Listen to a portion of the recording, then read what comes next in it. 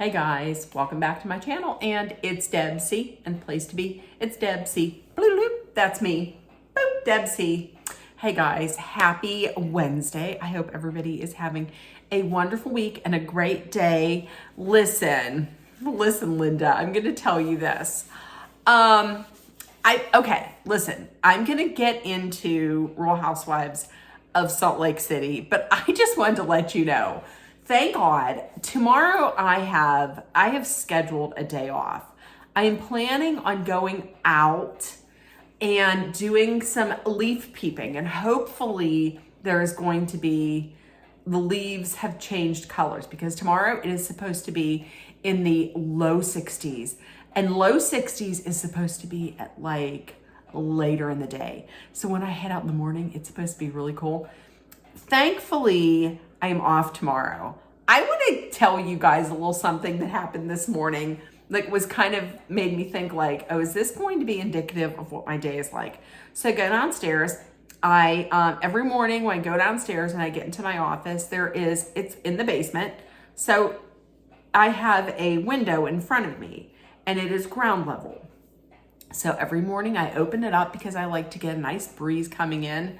So I open it up and I'm all ready and I'm like, it's gonna be a good day, until I realize that an animal of some sort had left a little present.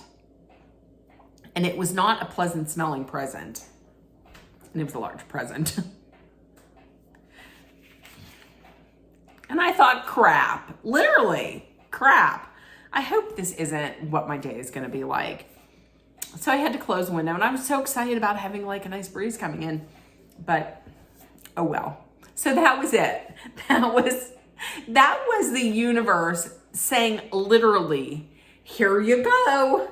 So, but I have tomorrow off. So hooray. Okay, everybody get your beverage with my one fingernail, with my two, look, I have one fingernail, I have two fingernails. Yes, I call these my LLs, my label lifters, because now I can lift labels.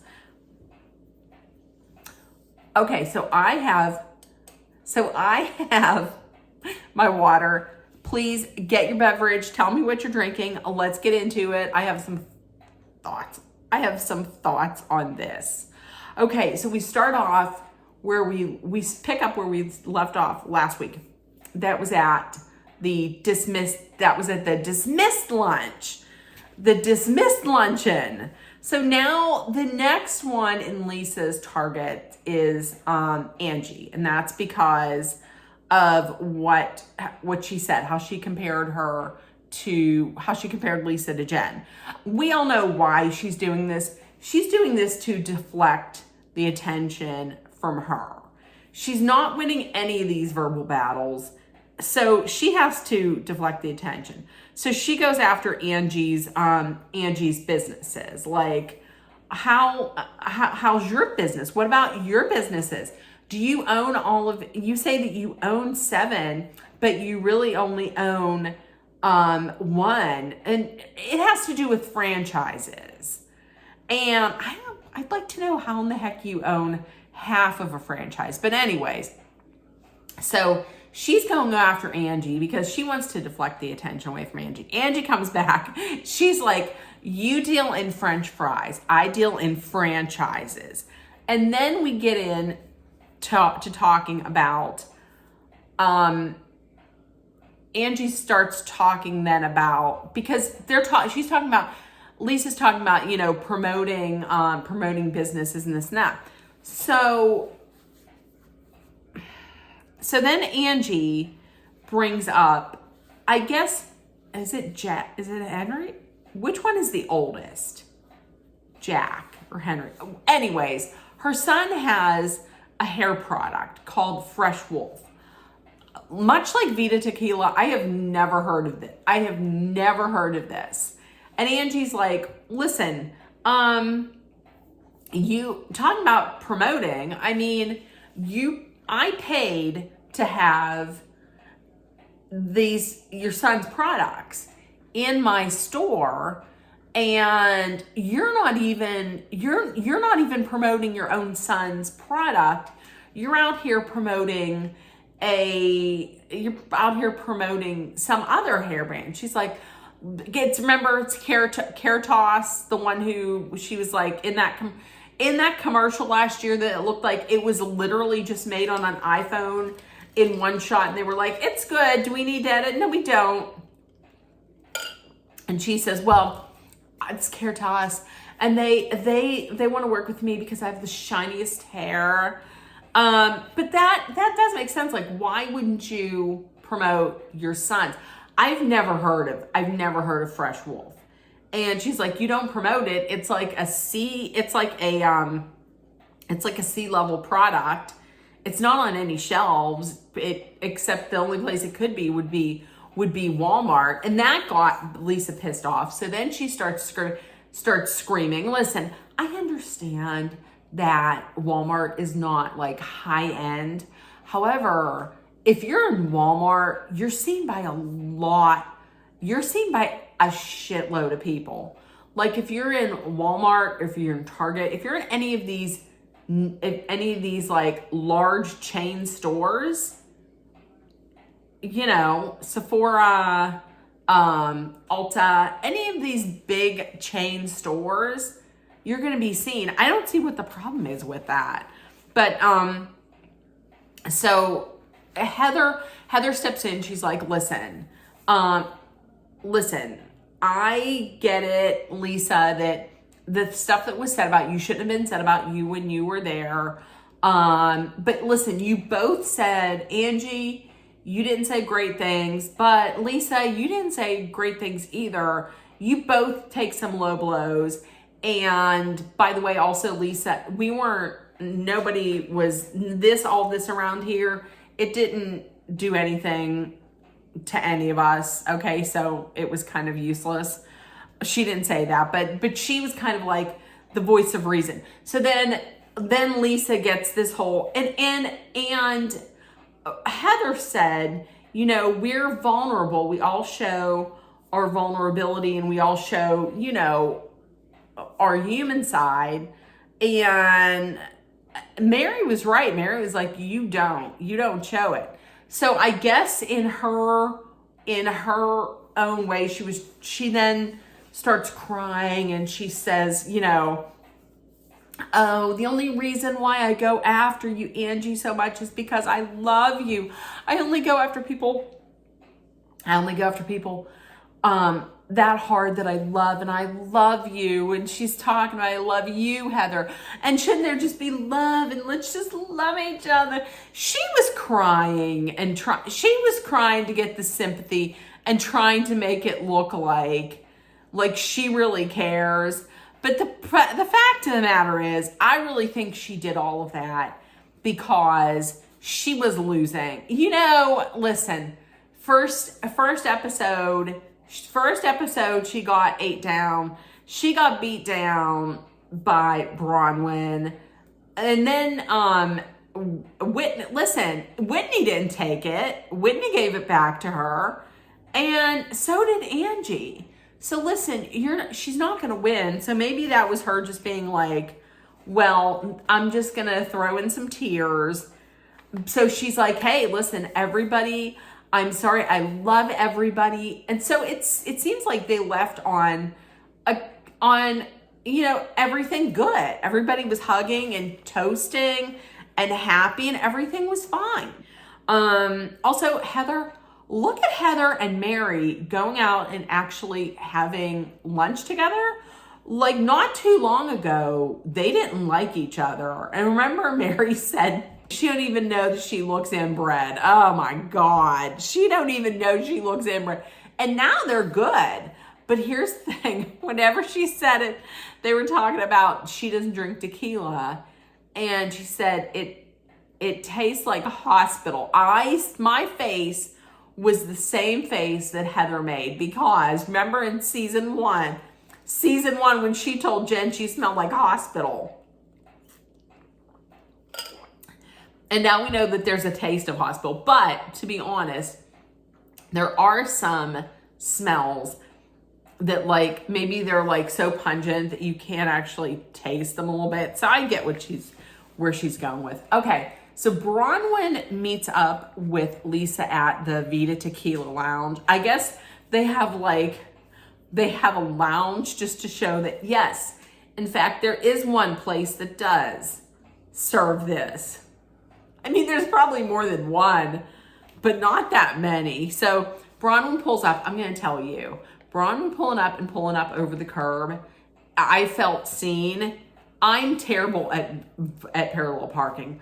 1,000,000% terrible at parallel parking. I would have drone clean up over that curb and parked then like a good 2 feet away from the curb because I was afraid I'd be afraid of hitting the tires. She did parallel park better than John Barlow though. Okay, so she's meeting Lisa. Listen, Lisa said she off camera that she wants to talk to Bronwyn because there were things that are personal between the two of them that she didn't feel like she wanted to bring up amongst the whole group. So that's why she's talking to her. Once again, I honestly think that she called her there because she sees that she can't verbally win against her. You know, does she want to do this all season? No. That's honestly why I think she called her there. So Lisa is like, listen, Lisa apologized. I mean, she took accountability for what she said. She said that I apologize for how things had turned out in regards to Gwen and her biological grandparents, you know, from the father's parents, who would be her grandparents. She says, I'm sorry for how that turned out. I didn't intentionally want this to go south. I didn't intentionally hurt you, and I didn't mean to hurt you. And, you know, Bronwyn was like, you know, thank you. I never thought that you did this to hurt me or Gwen or my family. And from the start, I always said, thank you for helping out with this. And she accepted that. Bronwyn then apologized. Bronwyn had said, listen, I'm sorry for things that I might have said flippantly. And there were some things that I said intentionally, that I did say intentionally, to hurt you. And I'm sorry. And I feel like it's a race to the bottom for us. And I don't want it to be that way. So moving forward, I'm going to steer away from, you know, low blows, and, you know, family is off the table. And she took accountability for things that she did and said that she shouldn't have. And everything seems okay. Like, they both took accountability, they hugged, and everything looked good. So I'm wondering how long this is going to last. And I have something to say about this a little bit later on. Okay, so Mary and her cousin, Big Joe, they go to the church. They go to Mary's church because it's going to be reopened. It's been like 2 years since it's been closed.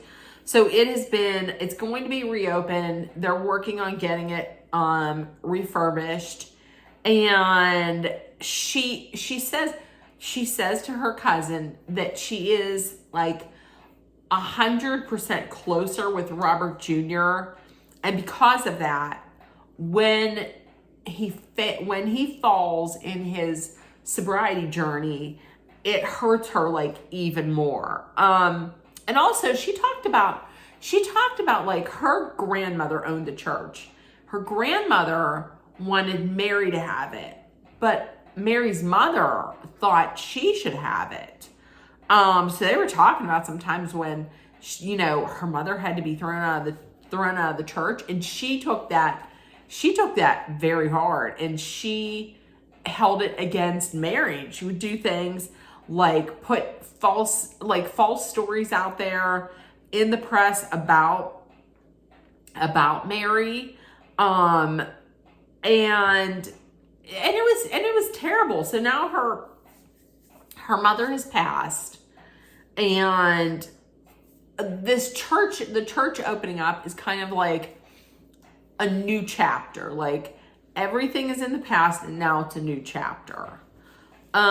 She was getting very a little emotional, and I have to tell you, from the very beginning, Mary wasn't. I didn't have a hatred for Mary. I wasn't a super big fan of hers. I was like, but lately in the last 2 years, she's softened up, and seeing inside her real life and the struggles that she's going through, and just how much more she's embracing the women. I love seeing this side of Mary. Mary is one of my favorites now. So yeah, I love Mary now. But seeing her, like I said, seeing her this vulnerable, it's just making me like her more. Okay.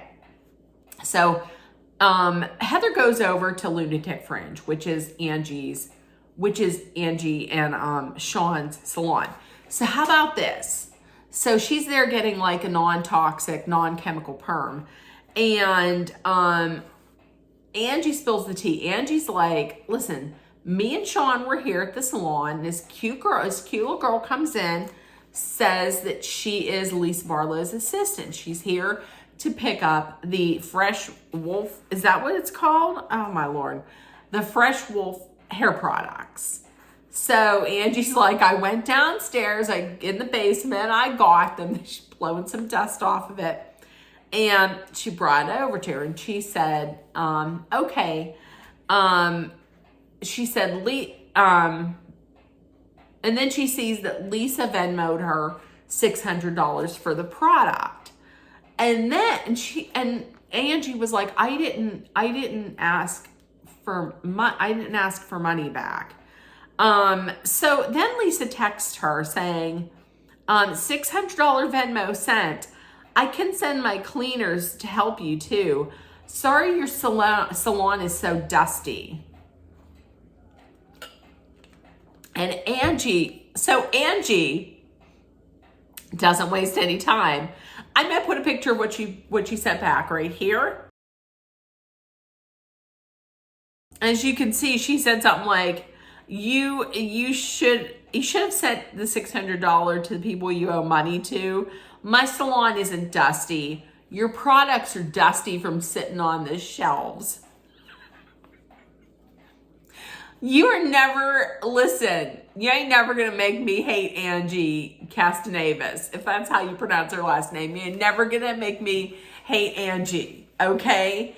Angie and Bronwyn, you ain't never gonna make me hate them. And then Lisa hops back, and put that here.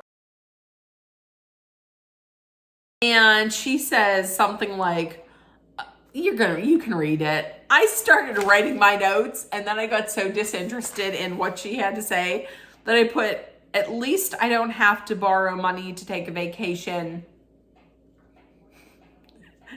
And then I stopped because I just got tired of it. So, and Angie was like, wait, what is this? I thought everything was fine. Like there was the crying, the hugging. I thought everything was okay. What was wrong? What happened? After, nothing. And then Angie takes a dig at Lisa's hair and says that her hair's dyed bowling ball black. And I was like, oh. Heather's like, that's why sometimes I can't go to bat for you, because you go low like that. Well, what the hell? She just said that her hair is dyed bowling ball black. Oh, Angie. So now Angie's like, well, I don't know what I'm going to do. Am I going to take the high road or am I going to go low? Because I'm going to have to see her. So I hope she goes low. I love Angie. Angie's reads are like top tier, just top tier. Okay, so Brittany and Whitney.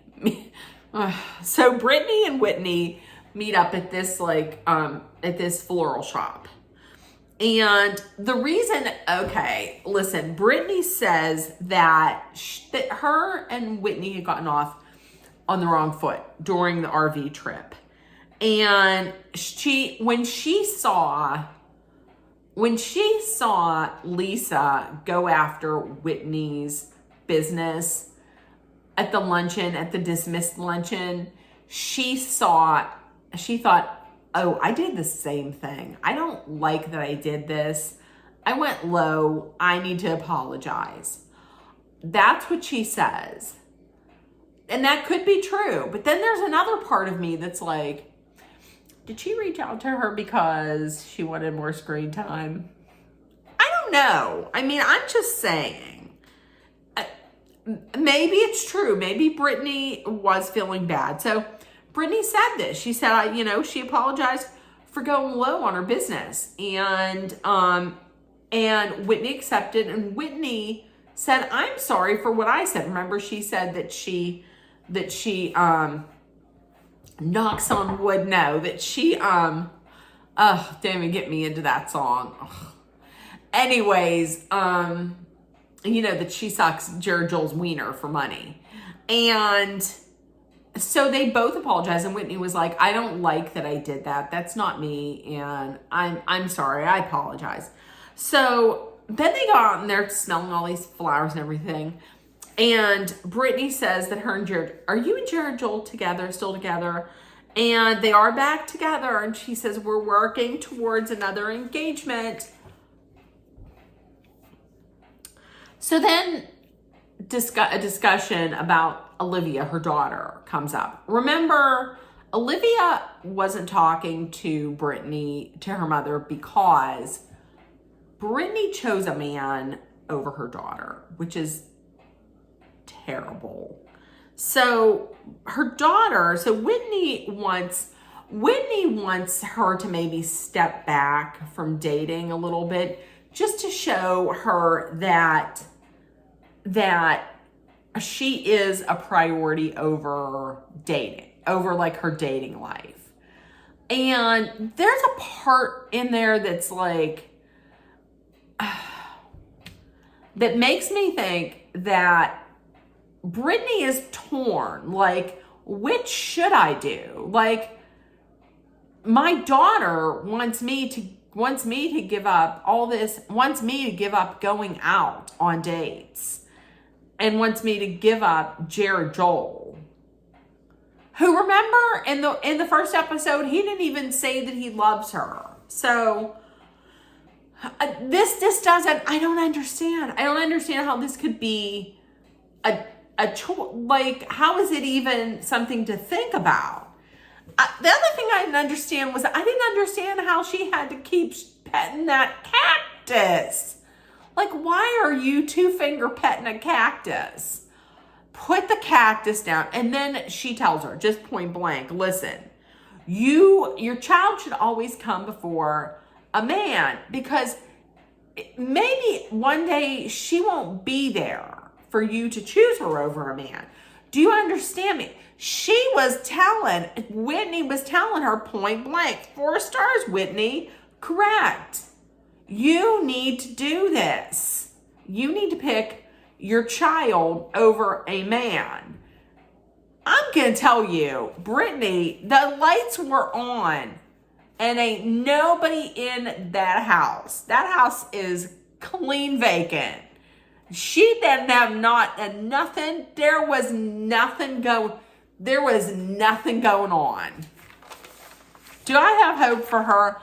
I don't know, because Whitney was like, do you understand? Do you understand? She's like, I do. I didn't buy that. 1%. Okay, we're going to get into this part. I don't know how long this video is going to go. there's going to be some cussing. There might be some crying in this next part because I'm going to tell you, it's starting already. For the second week in a row, Bronwyn and her family just gave me, oh my gosh. Oh, there were times I wanted to fight, and then there were times I just wanted to cry. But through the whole thing, I wanted to hug Bronwyn. Oh my gosh. Okay. So Bronwyn and her mom. So Gwen and her boyfriend, they were going bowling. And I'm thinking the bowling means like private time. So Gwen is at the age that Bronwyn was when she was pregnant with Gwen. That time period for Bronwyn, she felt immense shame at that time and still does. That immense shame was brought on by how her mother treated her. And it is apparent that, to me, it seems like this mother just does not like her daughter. Just cannot get past a mistake, just cannot get past something that her daughter had done that she deemed to be a mistake. I mean, a mistake that brought her a beautiful, wonderful granddaughter. So Bronwyn is of the thought that, like, listen, if you're going to be doing things, Gwen, I would much rather know about it than not know about it. Whereas her mother was of like the tough love, and she was big on tough love, and she said something like, well, you see how well tough love works. And the mother isn't even being like sarcastic or trying to be funny about it. She really thinks it works. But it really didn't, because you ended up shaming your daughter, causing her all this stress and all this unhappiness. And that in turn affected her self-confidence for like decades to come. And you can't tell me that the way that her mother treated her isn't the reason why now she just wants people to like her. Because her mother apparently, obviously, back in the day, hated her because she went against the rules of the Mormon church. She had premarital sex, and wait a minute, the whole victim, the whole person who was hurt the most was the mother, because she had an image to uphold. You don't know how much stress and pain I have, because I had to hide this. I had to hide your pregnancy. She wasn't celebrated. She wasn't given any baby showers. She was hidden away and she was shamed. That story that she told about her and her mom and her two sisters who were pregnant at the same time, going into baby gap, and then the mother saying, "Oh, I'm going to buy something for my granddaughter," and the clerk, salesperson, thinking she meant Bronwyn, she says, "Oh, I'm sorry, I thought you were pregnant." She says, "I am." "Oh, were you going to be buying something for your grandbaby?" Meaning Bronwyn's. And she said no. She said point blank, no. So all of this like unhappiness and miserableness, she made her so miserable and unhappy and pregnant in her pregnancy that she made sure how she treated her there probably then affected Bronwyn's mind on like, okay, well, I'm never going to have a baby again because there's nothing but shame in it. And then when she said, Bronwyn said, you made sure I never had a happy pregnancy. And then what did she say afterwards? What did the mother say? The mother said, that wasn't my fault. And meanwhile, when she's saying all of these hurtful things, she's saying with a smile. She's smiling. It was not my fault. It sure was your fault. You were the one that was nasty to her. And you were the one that hid her away and shamed her for this. So yeah, it was your fault. And then she says, I don't know why. She said something like, I never told, just because I never tell you you're wonderful doesn't mean I don't think you're wonderful. I don't tell you it because I don't want you to think it. What's wrong? What's wrong with your daughter thinking she's wonderful or she's a good person? And I totally get now. Listen, Bronwyn said earlier, does it sound bad? I don't want to be like my mother. You shouldn't want to be like your mother. No one should want to be like your mother. Like when this started, I thought, oh my gosh, Reba, Sutton's mom from Beverly Hills.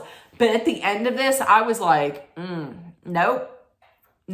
Reba is like a walk in the park because eventually Reba said, I love you to Sutton.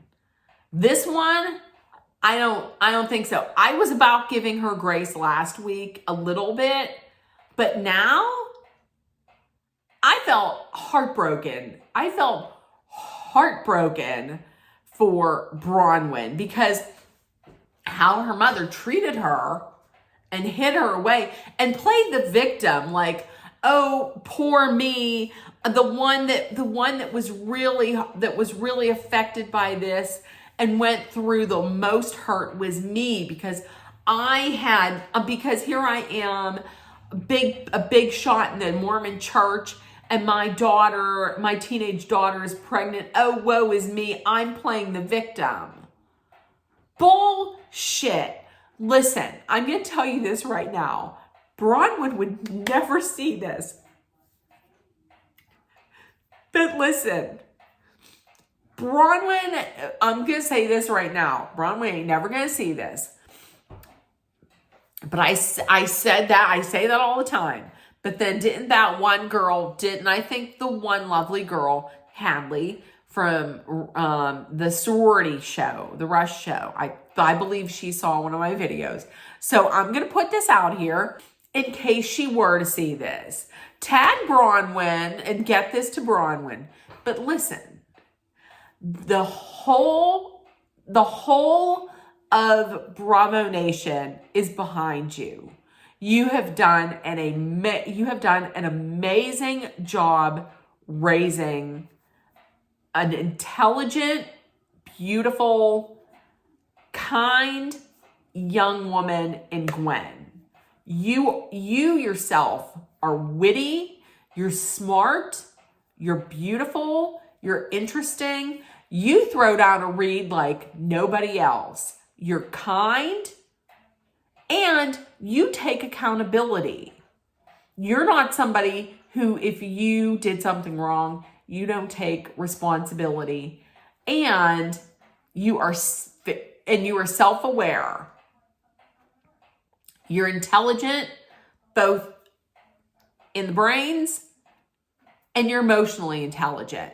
You are wonderful. We love you, and if your mother is not there for you, we're all there for you. I'm going to say that because you do not deserve to feel any kind of shame, and you deserve only the best, and you deserve love.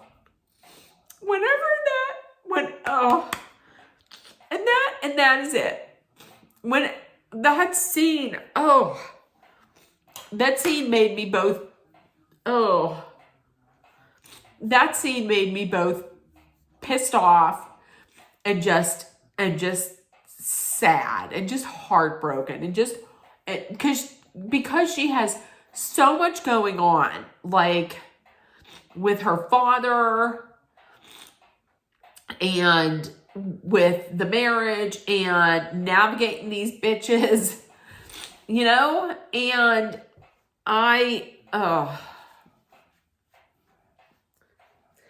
also, she needs to kick her mother out of the house.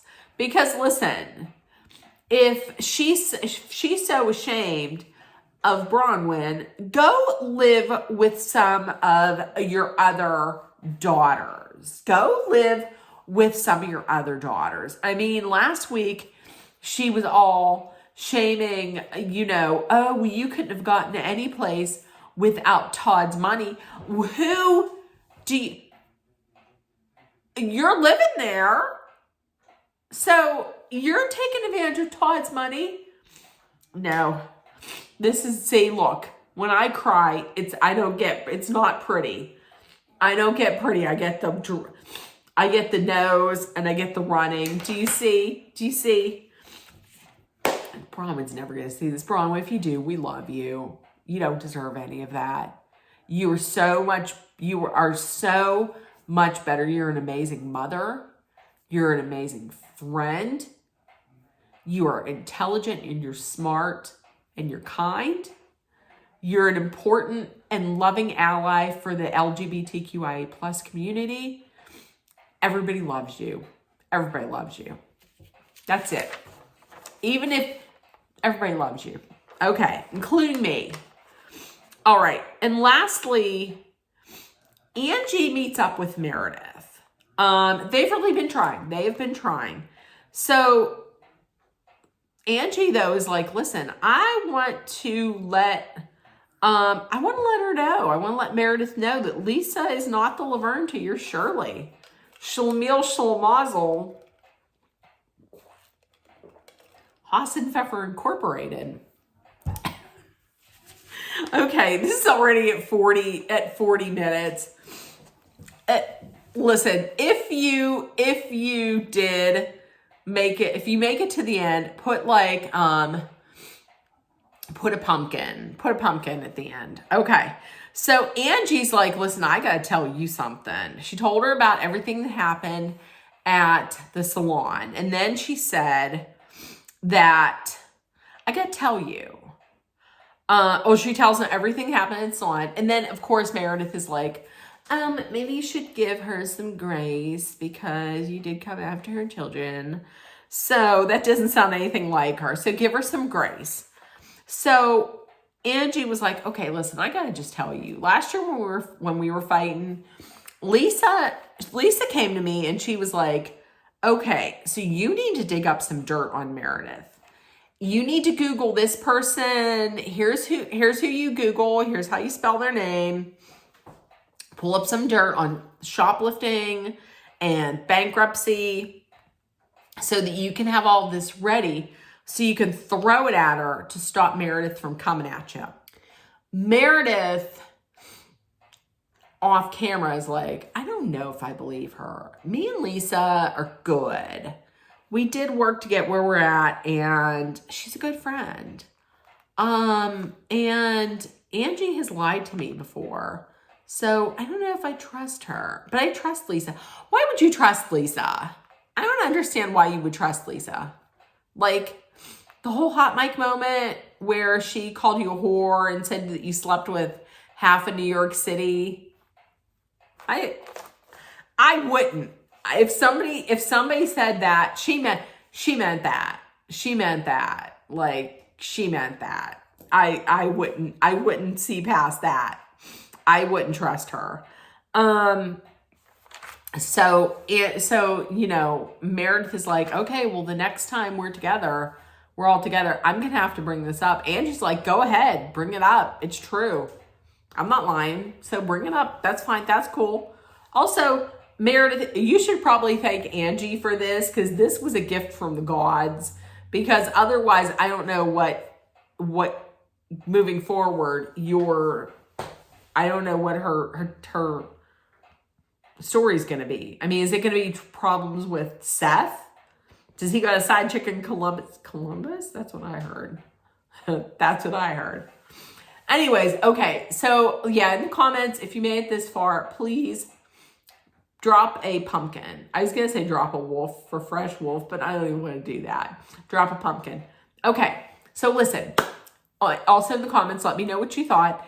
And if nobody told you yet today, you were loved, seen, and heard, please make sure that you put love, kindness, compassion, acceptance, hope, and positivity out there in the world. My nose is running. Also, please treat others the way that you would want to be treated and put kindness out there. It's free. Let's always be aware of our surroundings, be smart and safe. Let's hydrate with some water, wham ham. And know that if you're in a dangerous situation, Dolly and I are always putting out our love, thoughts, prayers, and positive energy so you make it through. Love you guys, and I will see you tomorrow. I'm gonna try and do some leaf peeping and see what I can do. All right, I'll see you guys tomorrow. Bye, guys. Bye.